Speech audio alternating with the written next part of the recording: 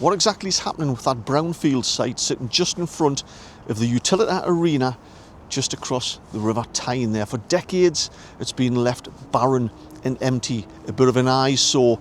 Several housing development companies have come and gone and have given up because it seems to be just too hard to build houses on that land. Some Newcastle United fans are even still harbouring hopes that we could build a new stadium on that land. I'll come to that a little bit later in the video. And most recently, a few days ago, Newcastle City Council have released a number of CGI images, a vision, a plan for that site for up to 2,500 homes, and even talk of another bridge on the River Tyne here.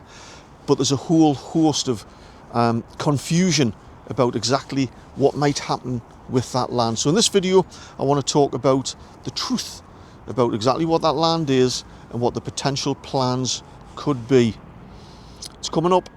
Welcome back, it's Eddie here from Tyneside Life on this beautiful, freezing cold winter day. And if you're wondering where I am, I'm actually on Windmill Hills in Gateshead, right by the River Tyne, basically the top of Bensham Bank and a little bit further along. Now, a little bit more about that land as such. The brownfield site just in front of the arena. Now, for decades that used to be a lead factory amongst other factories, but that all closed down, and for decades now it's just been left to rot away. It's about 52 acres. It's called the Fourth Yard site, and just behind it is the utility arena, like I say. But just to the west of that is a heliport. I don't think that's functioning anymore. I might be wrong, but I'll come to that in the video.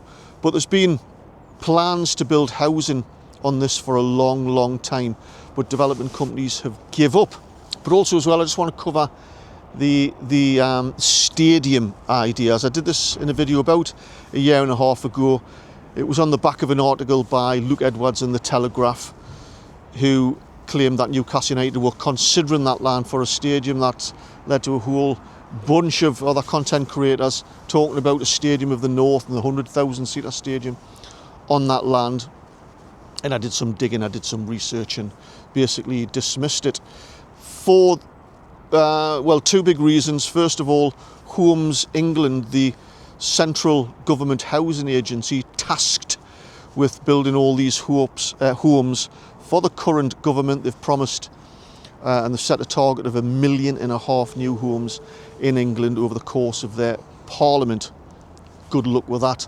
Experts seem to forecast that they'll be lucky if they even get half of that. The point is that there's a huge desperation for the government to try and tackle and solve this housing crisis that we have in the UK, particularly England. So there's a real urgency to build homes on it. So basically that's reason number one. There's a huge drive to build 2,500 homes on that land, which is a big reason why it's highly unlikely that a stadium would be built on that brownfield site. But more importantly, the second point, and you can do this two ways. The easy way, you can look on Google Maps and pinch it in so that you have St James's Park and the land there both in the same picture. You can see just to the naked eye that you'd be struggling even to fit St James's Park, which is a 52,000 seater stadium with one end stunted. It's not as wide as the other three stands. It would be difficult to even fit St James's Park, just the stadium footprint on that brownfield site in front of the arena, not to mention all the surrounding infrastructure that you would need, the public realms, the fan perimeter areas, the congregation areas, and then you've got all the transport infrastructure and car parks.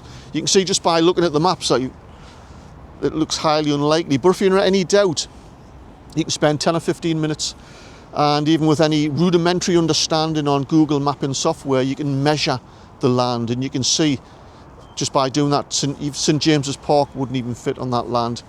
I used an example of the Spurs Stadium, about 62,000, and measured that. And the Spurs Stadium, if it was to be transported onto that brownfield site, it would cover all of that site and half of the arena land.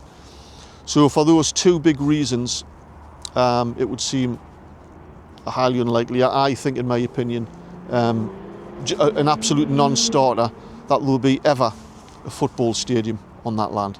So what exactly is happening with that land? Well, Newcastle City Council, who are working in partnership with the North East Combined Authority.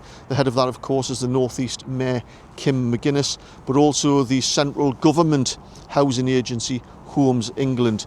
And they're stepping it up again. They're really ramping it up to have this land developed and ready for housing. As part of that, Homes England have pledged £121 million just to make the area ready for a potential housing developer to start building homes there. And it needs that much money because it's a really quite a complicated area of land. It's, like I mentioned, it was the old lead works there.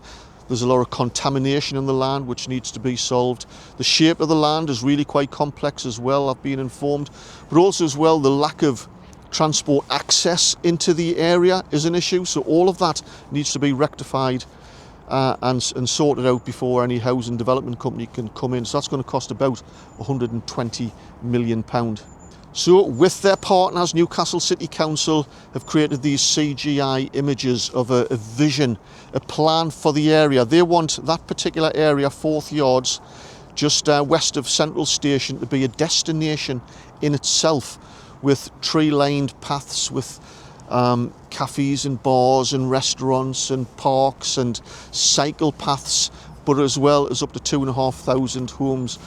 But where the confusion creeps in from the Facebook posts I've seen from Newcastle City Council in the comments section is that the public think that the council are building these homes, and in particular they mention, because there's this CGI image of a footbridge connecting the Forth Banks area across the Tyne into Gateshead, and there's been a lot of outcry about, well, yeah, who's gonna pay for that, and you can't even look after that bridge, never mind build another bridge. So the council have stressed that this is just part of a vision, that the plan is in the future they hope to have, along with other access points into the area, possibly a footbridge. It doesn't necessarily need to be in the exact spot that's in the picture. It's just presenting to potential developers, this is what the area could look like. And they've said Newcastle City Council can't afford, they haven't got the money to build a new bridge. It would need private investment to do that. So there's a consultation process now going on for 6 weeks. I think we're about a week or so into that. You can go online, follow the Newcastle City Council links to give your thoughts as a member of the public, what you'd like to see with the land, any little ideas, and just express your general views about the potential vision. And Homes England are now putting out a tender to housing development companies in the meantime to see who would like to take this on and start building homes in that area. And I should stress as well, the CGI images of the flats and the houses, those aren't the exact, they're not architectural drawings. It's just a plan, a vision. It will be down to the developers to come up with their own ideas as to how to build these units. I should say, because some of you, the keen-eyed amongst you, might have spotted that the CGI images show that there is properties built where the current arena is, but also just to the west of that land where the current heliport is. And I did ask Newcastle City Council about that specifically, and they've acknowledged that this area, this whole area, is very complicated, has multiple landowners, and they just stressed that this is a vision for the future. This could take 5, 10, 15 years to unfold. They did inform me, and I think it is on public record, that the owner of the heliport has put an application in himself to have homes built on his land, but that's been knocked back by the council for whatever reason. And that's currently in a stage of appeal, so Newcastle City Council couldn't comment on that. But yeah, I think the general plan is that over the years, in time, if the utility arena goes, and that's, in my opinion, not going to go until they build a new Sage Arena on the gated side there, further down the river. But at the moment, that's tied up, and that's a bit complicated. It's a bit lost in the financial weeds in terms of getting that the money from private investment. But there is a strong hope there in the future. There is going to be an arena there. It just could take some time. And of course, when that's up, that might signal the demise of that. But all of this is going to take many, many years.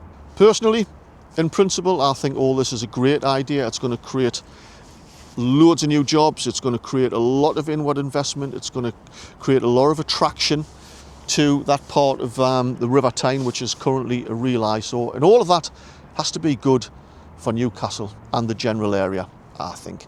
If you want to get involved, if you want to give your thoughts, like I say, go on the Newcastle City Council website, follow their links and express your view of the sort of ideas and things that you would like to see on that particular site. So I hope all that made sense and you found the video informative. If you did, give us a thumbs up. Don't forget to smash that subscribe button if you want to see more videos like this. Thank you for watching.